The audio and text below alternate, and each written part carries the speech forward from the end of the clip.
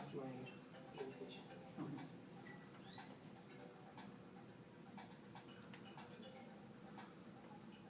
Wait, the lights are right behind the speaker.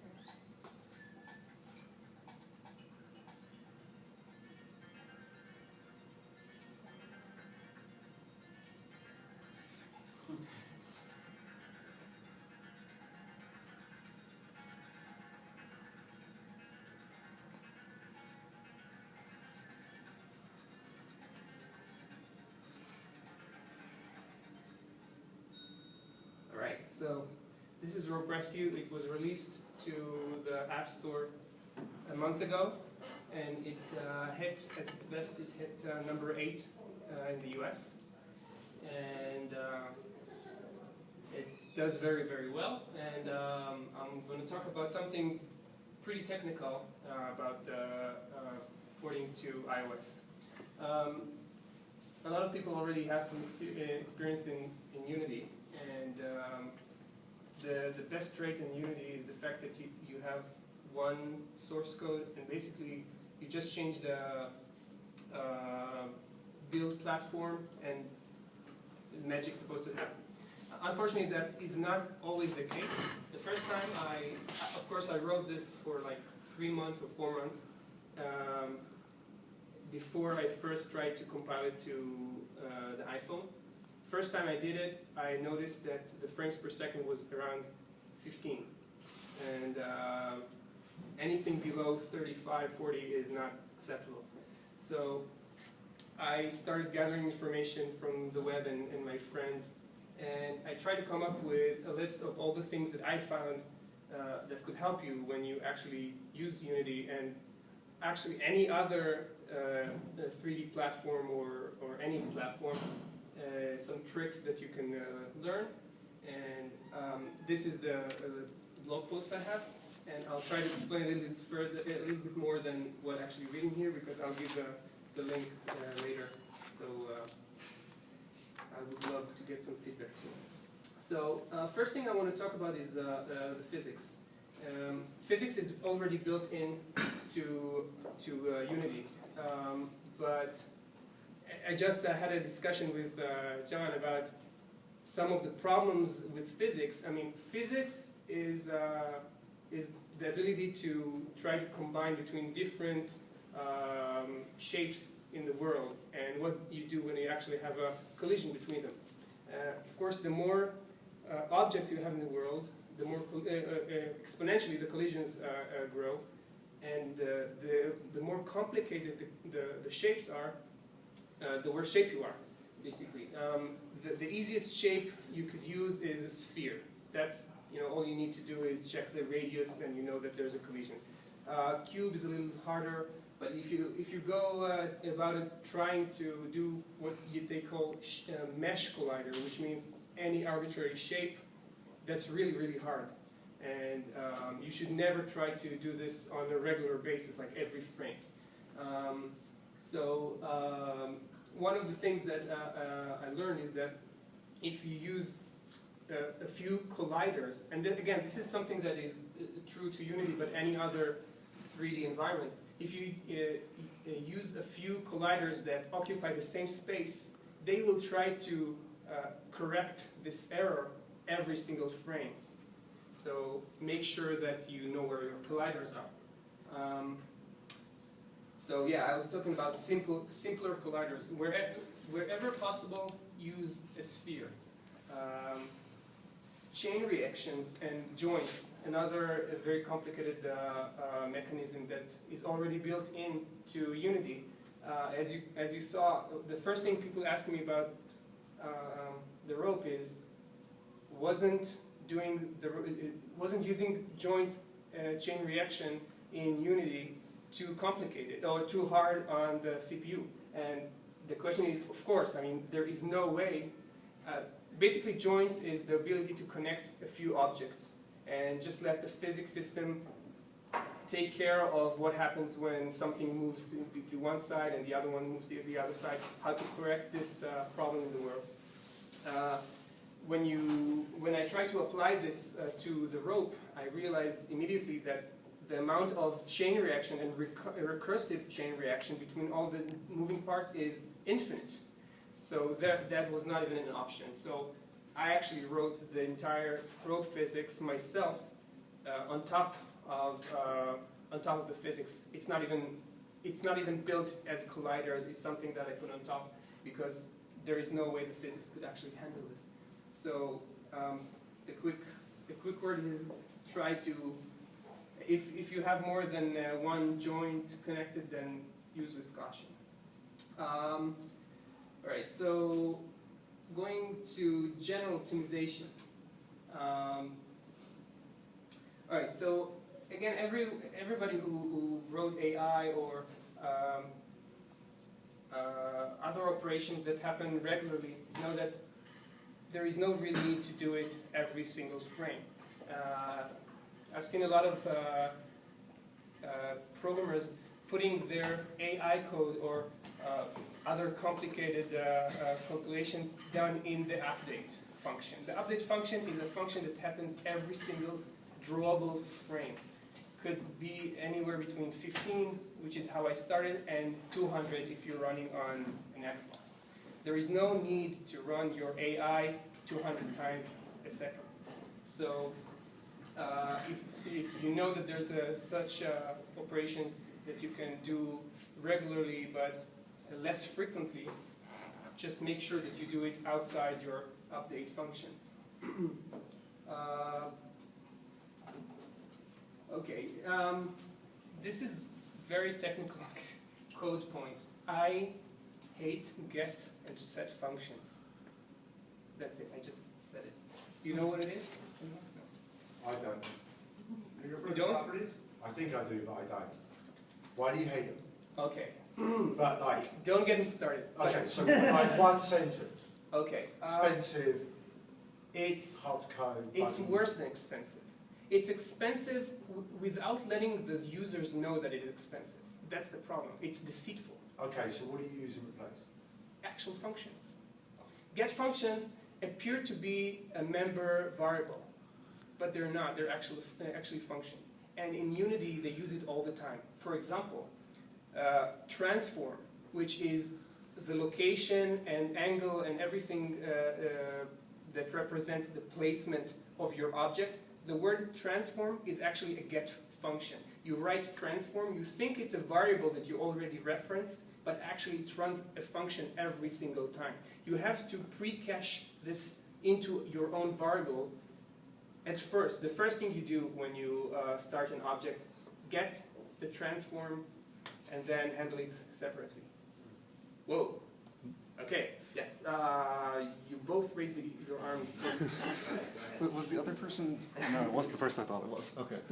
Go for it. I just want to add one correction, small distinction to that. The performance problem you're seeing is not a problem with properties, the get functions, properties themselves. The overhead of that actual function call is insignificantly tiny. The problem that you see with transform in particular, and most of the other ones Unity exposes, is that those wrap their internal get component function, which is considerably more complicated. I agree. So if you can use properties safely with your own variables to properly encapsulate your code and do various other protection level type things.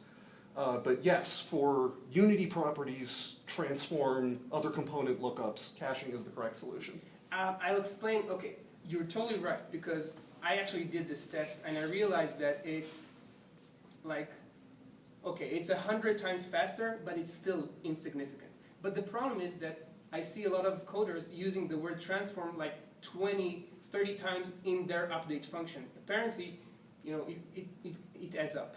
So it's more of a coding, you know, style. And yeah. Sorry, and I'll try and be very brief. So I work in this office. I come from video games, more from producing now into creating. I'm obsessed on the code side just so I can be a better contributor. And I don't know programming, so I'll try and minimize my questions, but like, my question will be based around how do I understand it so we can have a fast game running on a low-end machine, like online, and we're not, you know, it's not expensive in terms of lag and ping, so we can have physics, and it's easier and quicker for us to make 3D experiences that aren't very expensive. So I'm sorry, you can get So I will be, you know, so I'll be interested in terms of how do we have expensive physics as cheaply as possible. Mm-hmm. Okay, I'll try to, yeah, I'll try to go there. And I apologise, just a last thing, so I understand my questions are correct. I do not know what the topic of this meeting is, right? In terms of like high level, like, is it just broadly physics and Unity? No. I'm trying to get to everything to do with optimization for Unity in particular, but 3D environments in general, as much as I can. This was a little bit too deep. I'm sorry. I didn't mean to actually get into that. Not for me. Sorry, we just sort of jumped right into it. Broadly, we're just hosting a Unity meetup, presenting on various topics related to game development using Unity. Itay is giving his sort of post-mortem trials and tribulations with developing Ropey Rescue. Alex is going to talk about shader development in Unity. Cool. And then Conrad. Did you release the game? Yeah. Did you see the clip I presented? No, that's fine. And just so you know, 4mm, we worked very hard with free range with Unity on a 3D escape game and got very close to releasing it. Mm-hmm. And some of the stuff we're trying to do here in this office is absolutely Unity focused, and from avatar like dot rigging to then vehicle physics, and the notion that lag and ping and client and server and stuff like physics being very expensive. Yep. And well, first of all, there are a lot of people in this room who can help. I'm pretty sure about that. I mean, when I'm okay right now with Unity. I started with Unity around a year ago after seeing these guys work. So a lot of my experience. Everyone in this room like employed in video games in New York. I would say, Just yeah. We might have to go down to Barcade and throw it out. Cool. right. Another little, another technical aspect, something that I noticed helped. Garbage collector in .NET is something that is not very efficient.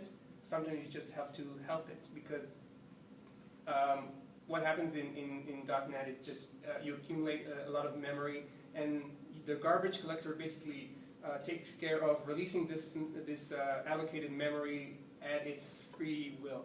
And sometimes it does it after like 10 seconds of, a lot of hard CPU work.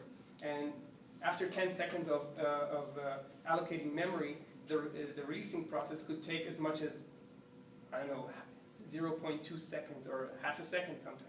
So what I do is every 2 seconds I manually release everything that's already been allocated, and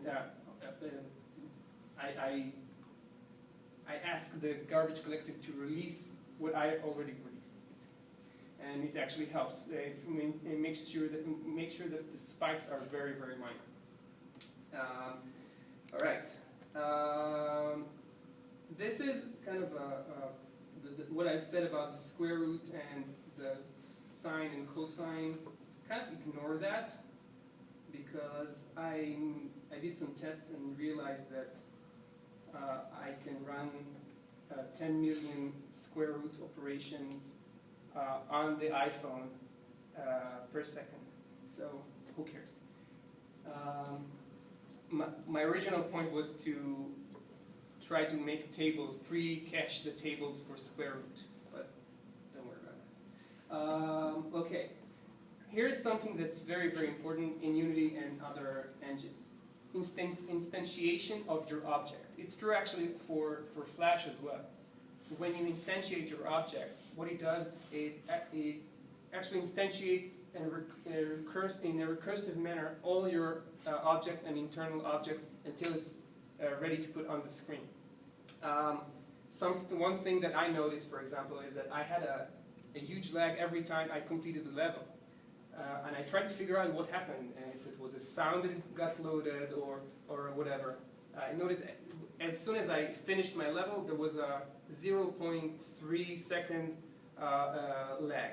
And I realized that what happened is that it tried to load the level complete PNG with all the stuff that's already supposed to be loaded into it. What I did is I pre-cached everything on the screen outside the camera. That's all I did. It's there all the time. I just put it in the view, and that changed everything. Of course, it's a little more, it's not as memory efficient, but who cares?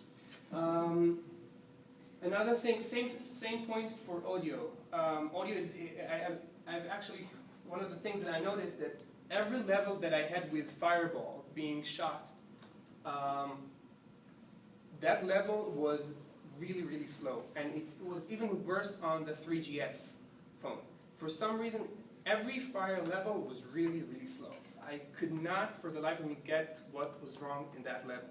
Until I realized that the way I implemented the swoosh sound when the fireball being shot, I actually put it as an internal sound source within the fireball. Sounds like a normal plant, but what happened is that every single time it got loaded, like, you know, I'm talking about thousands of times per play, it loaded that sound, which is something very inefficient, especially on the 3GS, but other devices as well. As soon as I cached this sound in the main scene and just played it over and over again, that changed everything. It's actually running very well on 3GS. Yes? Excuse me, this is stupid. Does that mean then you didn't have true timing with the sound effect of the swoosh? It's actually better now. It's actually. But is it in sync or is it dislocated? And as a player, I don't notice because you're just playing it repeatedly in the frequency. No, the thing is, Sorry. I'm instantiating the fireball from the code. So I thought of like trying to be lazy and put the sound within my game object. So it gets loaded automatically when I instantiate. Instead, what I'm doing right now is, as I instantiate the game object, it also has a code object that just plays the clip from the main location, which is the scene. It happens immediately. Oh no, I was just gonna say, since I'm like an artist and not from the code world, the idea is like he put it on a stage and then just points it instead of loading it every time you move. Yeah, instead of I've got a rucksack and I'm like weigh 300 pounds and every time I'm. Yeah. Yeah. So this this is actually a very late realization, and one of the things that helped the most, these 2 points actually saved around 10 frames per second on this game. I mean, this actually changed it from 30 to 40, which is a huge change for me. By the way, let me know if I need to start finishing, right? Graphics. Well, as someone who's part of this building, unless you guys have to be out at 9, you can stay here as long as you like. All right. Until some weird dude tries to throw us out. Right. Point taken. All right. So when it comes to graphics, again, this is not the most important part, but also something to be aware of. The triangle count and the texture sizes. Just be reasonable. You know, if you direct your game to even to the iPad, make sure that you're not doing like 20,000 polygon objects. I think it's people will not even notice it. Yes. Sorry, because I'm listening, but I'm also reading the paragraph. The sum of the scene shouldn't be more, or like no one object should be more than 20,000. No, I'm talking about one object. Actually, when people started using 3D engines for the iPhone 3G and even the 3, Anyway, so the numbers were much lower. So it's actually much better now. I remember the figures were around 15,000 or 20,000 polygons for the entire scene. Now I actually have in most of my, in some of my scenes I have easily 30,000 polygons on the screen and still does 40, 50 frames per second easily. Are you sure? Put money on that. I can't put money on it. But I mean, which part? The 40, 30? 50 frames, PlayStation 3, like, very few get really, truly above 30. On the iPad, yeah, Any art. pretty sure, yeah, Okay. pretty sure. But now Right, but I wouldn't put pushing my body money. count. The thing is, that was not the most important part in my game. If you notice, a lot of the, I'll show you the game later, but everyone who saw this game, it's actually a 2.5D game. A lot of, I use a lot of sprites, which is like 2 polygons, instead of, whenever I can. Or, you know, the fire is like 3. Like cards. Exactly. Exactly. So only the things that actually matter or that actually move, I use 3D. But well, I have the 3D guy here. Do you remember, Rupert? How many polygons are there? I don't remember. I think it's less than I know it's less than 1,000. no. I think It's got to be less. Yeah, because we went down and then down and then down. Okay. So, yeah. Right. So I might be wrong there. So, Yeah. I'll The wheels are about let me get back to you about the 700. 40,000. But I think it's around. Yeah, it's Yeah, definitely more than 10,000. Conrad, how many are in Kriegers? It really, on the PGS and above, you're not bounded by verts. You'll be bounded by verts like 80 or 90. What you're bounded on before that is actually draw calls. Yeah, that- PGS will cap out at about, what, 80, 90? Less. I can hit Wait, 80 on very PGS. quickly, when you're making a draw call, how much information are you asking? That's, Like what? in my own experiments, it almost doesn't matter. Admittedly, I'm pushing about 300 verts a draw call. Okay, but a draw call would be, I'm asking for behavior, I'm Yeah, asking well, for animation. A draw call is just draw this mesh. That's it. Draw this mesh. Yep, Draw- that's just- it. Everything That's all- baked that's into all- the mesh. Yeah, yeah. it's- I'll try to explain a little bit about draw calls too, because that is actually the key component. And draw call is a very complicated thing to explain because not every draw call is the same. But I'll get there in a second. And just to throw it out there, did you have any need for transparencies? Because my understanding from Unity and certainly on iOS 4, transparencies from a graphical point of view are crap. Not crap, don't get me wrong, that it's not good. And we, No, from an art point of view, depends, and I'll explain why. There are 2 ways to do transparency. If you don't really care about the depth, I mean, for my game, everything is more or less the same How do depth. you mean, why would they care about that? And the only reason why I say this is that Free Range Games recently made a snowboarding game on iOS 4, Mhm. right? And I was working with them on skate, right? And they said they were having a nightmare time, the boards going into a bit of snow, powder transparencies, crap, or they were struggling and just couldn't get it to look right. I may be able to help them, and I have the tip right here. It all depends on where you draw when you draw your draw call. And there's actually a few tricks, you probably know them. You probably know them too, but there are some tricks in the way that you can time your drawing according to groups of different objects. But basically, if you just take a simple transparent sprite, the GPU does it instantly. It's one of the simplest shaders. It's really, really easy. But if you try to do cutouts, for example, which is basically going over your pixels and the ones that are transparent, not even report those pixels to the Z buffer, then this is really hard. And it's called cutout. Basically, it makes sure that only the pixels are sent to the GPU, only the right pixels are sent to the GPU. So when you say that and you say it's very hard, are you basically saying that is the preferred route, that is hard coding, that is like... This is, It's like... the thing is, the right part is hard, it depends right on what you're trying to accomplish. A lot of times, if you're trying to get a sprite and make sure that a few sprites when they collide with each other, there are no problems with the pixels. There are some issues there. You talk about depth and therefore sprites, and there's no problems with particles, or sorry, in terms of like when they interact with each other because they're sprites. But when you say depth, are you referring to like 3D? Or are you talking about physics calculations? No, just visuals. Just when the you say visual. depth, you are talking 3D about sense of 3D space. Yes. Physics has nothing to do with this thing. Yes. If I can make a quick comment here.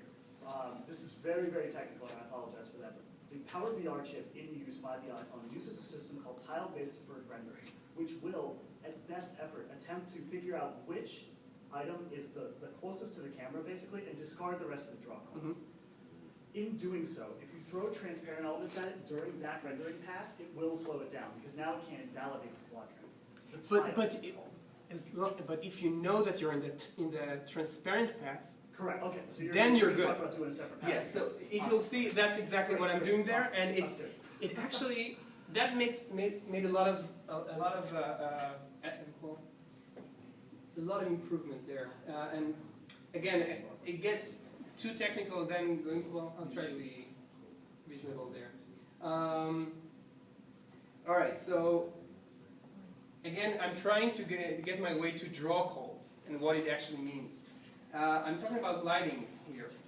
Every light that you have in your scene, make sure that there's another draw call for each of the objects. So if you have two lights, every object will be drawn twice. That's very. Did you say that in Unity code you get given, technically, 2 lights get drawn twice? Yeah, it means that for 2 lights, every object is drawn twice because. So in other words, 100% inefficient. Yes, exactly. And that's out of the box from Unity. There are some ways, and everybody knows about baking and trying to combine lights. It's a fucking nightmare.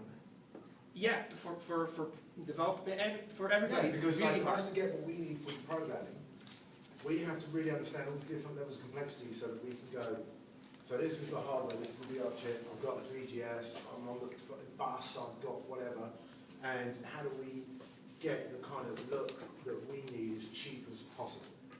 And one of the first thing you notice is that, just like you said, it's 100% more expensive per each light. Did you find the workaround? Well, actually, let me moderate. You don't really need so many lights. No, okay, but hold on.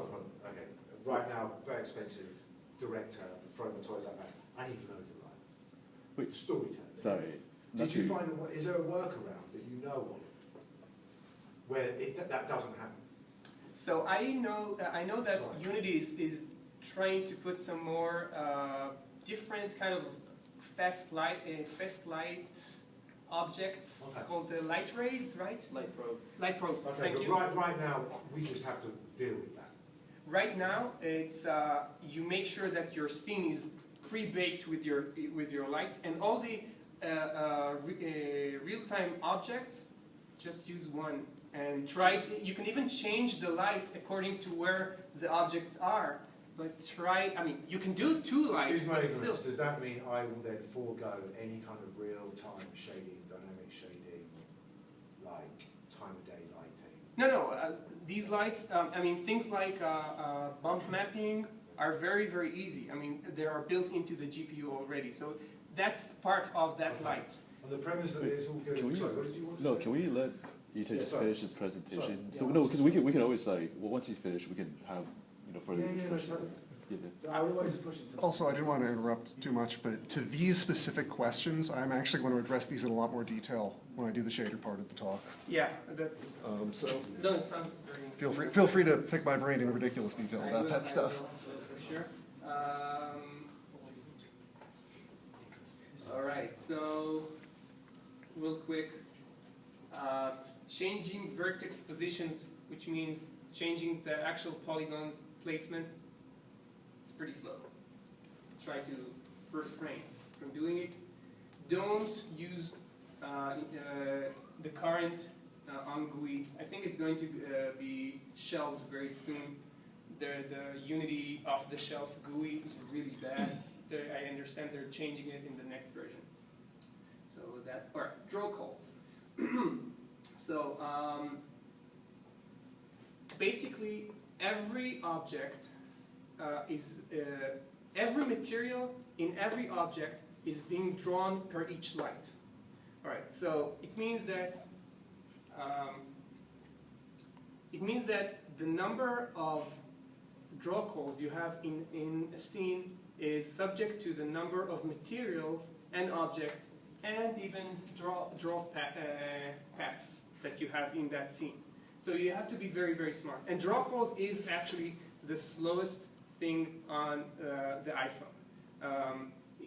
I don't really know the mechanics of what's going on there. I guess what happens is that the bus in which you send all the information from the memory to the GPU is not very efficient. That's my assumption, which means that you need to pass less information. So Unity already tries to help you by making sure that, I'm talking about make sure dynamic batching is checked. Dynamic batching means that if I have two parrots in my scene, both of the parrots are the same. They use the same texture. Okay, so when I have a dynamic batching set up, what it does, it actually, before it sends it to the GPU, it creates one single object and maps the same material on both of them, and just sends one object. All right, so everybody probably knows here that there are some limits there. I think the limit right now is 300 polygons. Vertices. Vertices? Yeah. Thank you. So it actually won't really work for Rupert, but if I have, for example, I have wheels. All right, so the wheels are 50 polygons, and actually I wanted to show you something really nice about polygon count and smart use of polygon count. One of the first things we did when we tried to reduce the number of polygons, and not just for the poly count, but actually for the draw call count, is we removed the back side of the wheels, so the wheels are hollow. But who cares? No one sees it. But that's beside the point. So now when we have 50 polygons per each wheel, I can use, if I use the same wheel 6 times, it will still batch as one draw call. And that's very important.